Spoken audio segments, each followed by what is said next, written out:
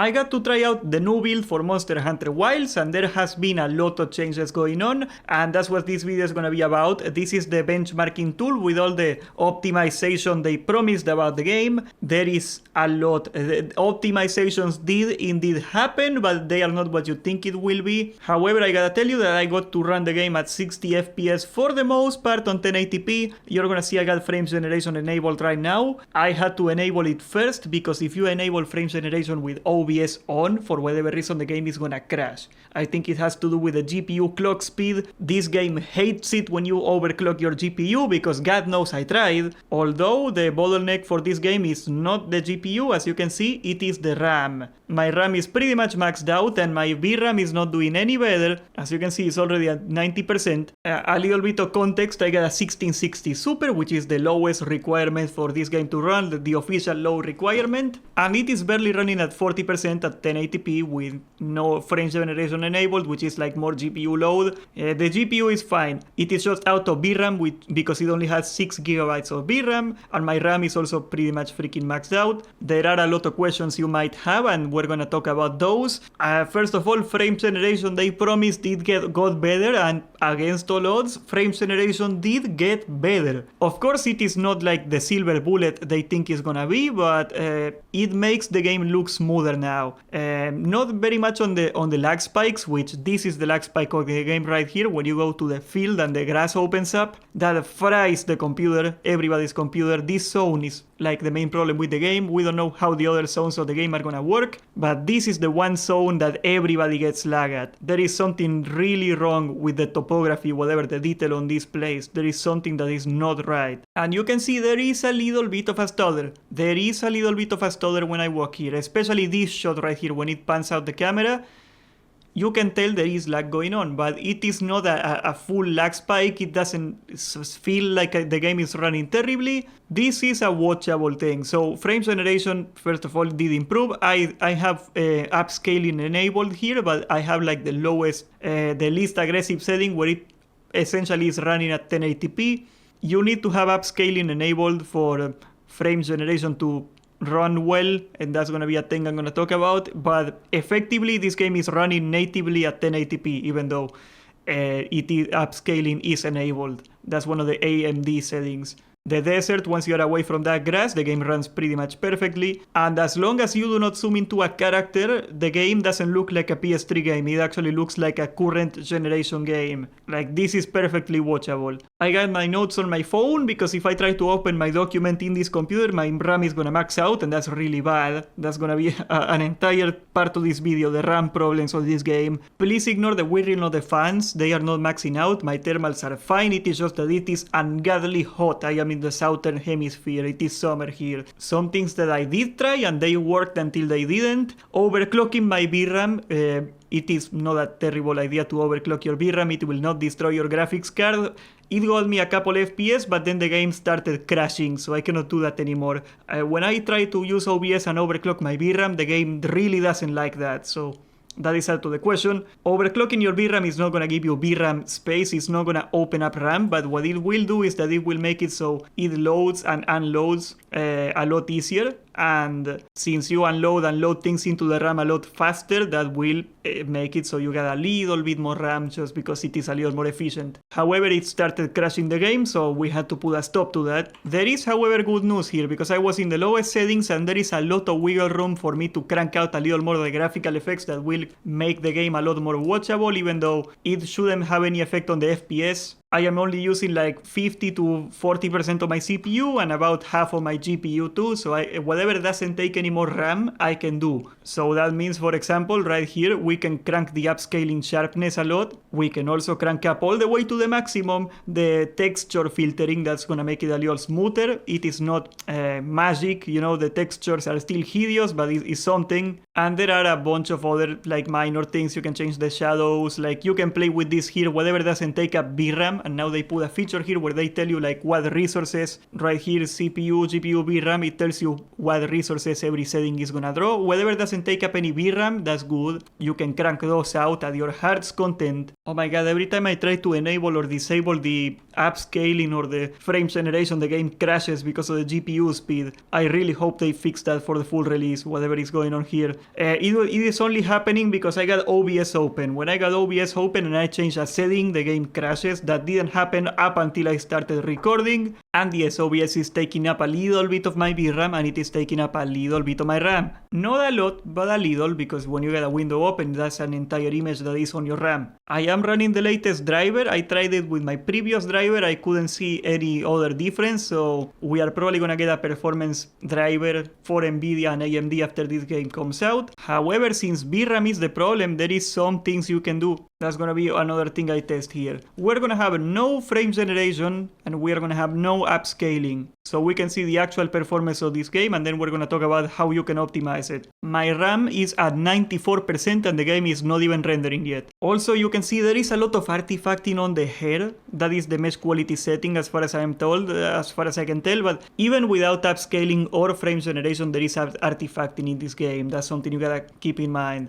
This engine is a little bit of a piece of crap, I'm not gonna lie. The problem with this game and the optimization, like why does a game that looks like this run so poorly? The real explanation is that the Capcom, the Resident Evil engine, is made for Resident Evil. You're in a hallway all the time. You're never in an open world with a lot of stuff. That is why they are having problems with VRAM optimization. You do not need a lot of VRAM when you're in a small space. You can just focus on optimizing for the CPU and the GPU, because those are the things that you are not loading a lot of stuff, but you want whatever you do load to look really good. It makes sense for a game like that to make the engine work like this. Of course, when you make this game for Monster Hunter, the entire thing breaks down. You can also see some of my RAM frees up and goes back to 100% randomly. That's the same with my VRAM, as you can see here. I have no explanation for you. Something is getting unloaded and loaded constantly. That also happened in the beta. And there we go. This is the part of the game that lags out. We're gonna go into the town, and the grass part of the town is gonna melt down the computer. That is where everybody gets lag. The plains in this game are like the worst optimized zone. We don't know, of course, like the other zones, but like the desert is fine, the rocks are fine. It is just like the plains here when we start loading that it lags the computer really bad. And we are gonna dip down to, I think, 18 or 20 FPS, something like that, which is still way better than the beta. In the beta, like, it froze up here, just so you know. Like, this is full resolution, no frame generation at all. There you go, here comes the grass, and we go down here, and it's gonna dip a little lower. We're at 23 already. Oh boy, 20, here the zoom in, you can see the stutter right there. 20 FPS, that's the worst. From here it doesn't lag anymore. It is not terrible, you know, you could play like this. Probably don't wanna play like this, but you could play like this. I had a worse computer before, like, this is not the worst thing I have ever seen. But that should be the baseline. We got like 20 FPS when we are under high load. My VRAM maxes out to hell, and then it frees up as soon as I get out of there. The desert doesn't have a lot of stuff, it's a desert, so it makes sense that it frees up a lot of your VRAM. But you can see my VRAM is 90% of the usage, and you might think, okay, it's not a VRAM bottleneck because it is not maxed out. No, there is always gotta be some wiggle room, some extra space in your VRAM, because that's the way this thing works. It never goes to 100%, that is not a thing. It is a VRAM bottleneck through and through. I got 6 GB of VRAM on my graphics card, and I dare say if you have an inferior graphics card that has more VRAM or the same VRAM, you can probably still run this game about as good as I can. Not very great, but it looks decent, and the frame rate is playable. 30 FPS is what I would say is like a playable FPS almost.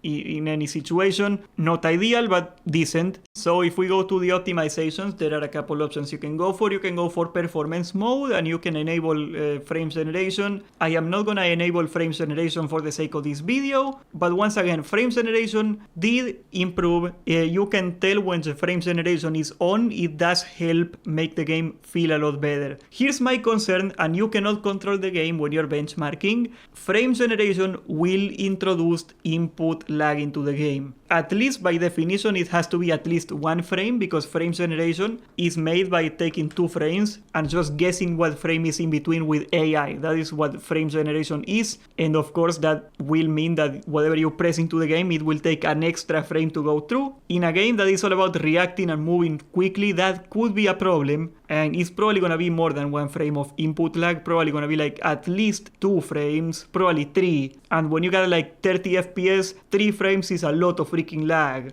So let me get that clear. Frame generation will improve the look of the game, but like that may very well make it unplayable when we actually get to control the game and see how the lag is working. A great option for you, and this is probably what I'm gonna end up doing. It is a bit of a compromise. I don't wanna upscale because of the artifacting annoys me, so I disabled it, but I don't wanna get 20 FPS either. So what can I do? We're gonna lower the resolution a little bit. 1600 by 900. I am recording this video on 720p by the way, so I could run it on 720p just to show. I'm gonna do that. And here is a problem about this game engine. Most modern video games let you render the UI at full resolution, even though the game itself doesn't render at full resolution. And if they could put that into this game, that would make this option that I'm showing you a lot more playable. But 720p, no frame generation, no upscaling. You can see my RAM drops all the way to 10 gigs. I got like extra RAM, I got extra VRAM, like there's like 3 lines of VRAM here that freed up. And we are running on good 60 FPS now. So this is an option for you. Probably for streaming, this makes the game a lot more watchable than anything else I can do. It dips down below a couple times though. You can see it dips down below sometimes. Should a game that looks like this work on 720p 30 FPS on my settings? No. I can show you thousands of examples of plenty of games that look beautiful on full frame 60 FPS, like full resolution in this computer. I know the 1660 Super is not a great graphics card anymore, but this is not what a game that on my settings should look like. Wanna make that very clear. However, for you the viewer, it is not that bad, you know, like this is pretty watchable. If I were to enable frame generation, I would get like a pretty smooth sailing here. I would stay over 60 FPS the entire time. I cannot enable it without crashing my game with OBS open, but that's something I might do after the game comes out. If the input lag is not so bad, I might enable frame generation. The artifacting, you know, the little dots, bug glitches that were with frame generation are not a thing anymore, and that is huge. If you come out of this video with anything, is that frame generation doesn't suck anymore. It kinda works. How much of that is better optimization by Capcom, and how much of that is just that, you know, when you got more FPS, frame generation is supposed to work better? I don't know. But as you can see, we're over 30 FPS. I might dip a little below here on this little shot. On this little shot, I might go to like 25, 28, 27, 28. Okay, no, it's not so bad. It's not so bad. Honestly, in that particular shot, I am not even sure what the bottleneck is, because I do have extra VRAM space in that part. But in a nutshell, here's the thing, and here is why this is all very encouraging. You are gonna be able to run this game on low settings. You might have a little stutter here and there. It will still happen. It still happens on the freaking PlayStation, so what chance do we got? But you can play this game and make it look kinda decent. It also means that getting a better graphics card obviously is the play. Like if I were to get like a graphics card with at least 12 gigabytes of VRAM, this thing would run a lot better. But there is a thing, okay? Windows can share your normal RAM with VRAM. The reason it doesn't do it right now is because my RAM is close to getting maxed out a lot of the time, like it messes with Windows. But if I were to get 32 gigabytes or RAM, I ordered the RAM by the way, so I'm gonna test that out very soon with 32 gigabytes. I think my FPS is gonna improve a little bit. Then the bottleneck is probably gonna be the actual GPU. Buying 2 sticks of RAM is like 80 bucks. Buying a new graphics card that can run this game decently is probably 600 bucks. So bang for your buck, that is something you might want to consider. You want to get a RAM that is the fastest you can get, the fastest clock speed you can get, because normal RAM is not as good as VRAM. That's also a thing you gotta remember.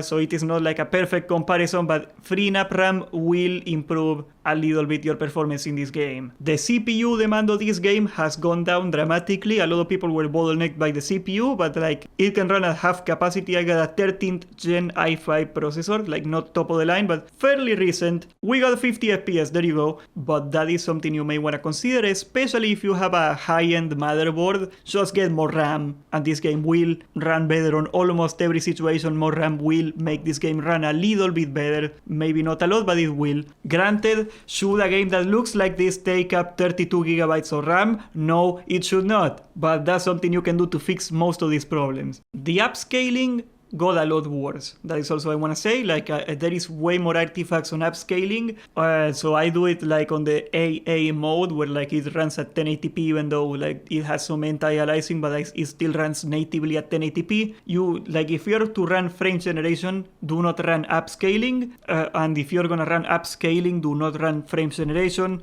because that's where the artifacting gets really bad. You can see a lot of dots popping up everywhere. It's hideous. My theory is that the artifacts of upscaling then get like frame generated and like they compound on each other. That's probably what's going on. It's like a pick your poison situation. Do you want frame generation or do you want upscaling? I'm probably just gonna play at 720p. Honestly, I think that's like the best solution for everybody. Remember guys, this will not show up in beta 2. You gotta go back. I made a video for beta optimization. It's a different build without any of these optimizations. The beta build was from August and this build came out very recently, so at most there is 5 months of difference between the beta and this build. Probably we're talking like 4 months of optimization, and that is encouraging because that probably means there is a little bit more optimization that will happen to full release or even after release of the game. Overall performance improved 30% at the same settings, and there is a lot of less artifacts, which is a huge win. Of course, the origami bug is not happening anymore, that's also huge, and keep in mind, multiplayer is probably gonna be a problem for the VRAM bottlenecking here too, because you got like 5 players with like full armor sets and their palicos and their sacreds. You gotta load up a lot more stuff. In any other situation, multiplayer would not cause a lot of lag, but since the bottleneck is indeed the VRAM, it will be a problem. The other thing that I find encouraging is that it is very easy to optimize for VRAM. Well, not easy, but it is something that can be done without sacrificing graphic quality. There is a lot of things. First of all, they can simplify the stupid models. There is no reason that the monsters should have 500,000 polygons. If every monster had a reasonable amount of polygons for how they look like, the game would probably take up a lot less VRAM. There is also a lot of vestigial, that means like a lot of detail that got put in development. Like the way development for these games works is you import like a rock that is like an asset on full resolution and you put it there as a placeholder, but eventually you simplify that rock on full release. There is a lot of detail on areas of the game that you cannot even see that are getting rendered or loaded the entire time. All I am trying to say is there is still a lot of fat they can cut out of this game that will not make the game look any worse and will improve performance. There is also those stupid breakable pillars with 2 million polygons. Why would they have 2 million polygons on a rock? Probably this is not gonna be a case in full release. That's probably gonna get simplified. They have to. They have to. One thing I may wanna try out for the memes is just running my graphics card, my integrated graphics on my processor and just using my 32 gigs of RAM that I'm gonna get as VRAM just to see what happens. I bet you the bottleneck is not even gonna be my integrated graphics. It's gonna be the freaking chipset on my motherboard. This is a bizarre situation for a game to be in.